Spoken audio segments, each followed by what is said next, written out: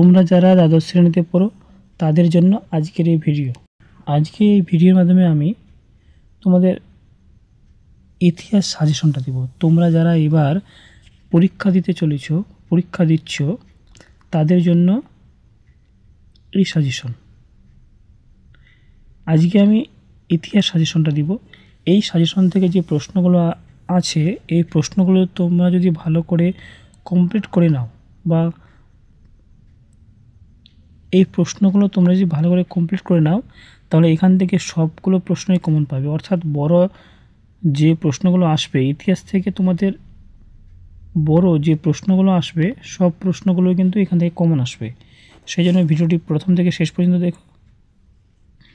তোমাদের প্রথম অধ্যায় অতীত স্মরণ, এখান থেকে যে প্রশ্ন দেওয়া আছে তিনটা, এই তিনটা প্রশ্ন ভালো করে দেখে নেবে। এখান থেকে কিন্তু তোমরা কমন পাবে।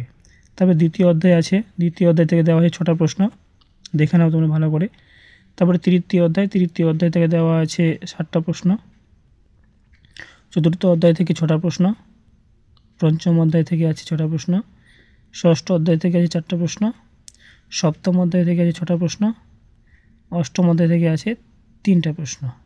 তাহলে যে প্রশ্নগুলো দেওয়া হলো এই প্রশ্নগুলো তোমরা যদি ভালো করে দেখে নাও, এর উত্তরগুলো তোমরা যদি ভালোভাবে পড়ে নাও তাহলে এখান থেকে তোমরা সব বড় প্রশ্নগুলোই কমন পাবে। সব বড় প্রশ্নগুলোই তোমরা এখান থেকে কিন্তু কমন পাবে।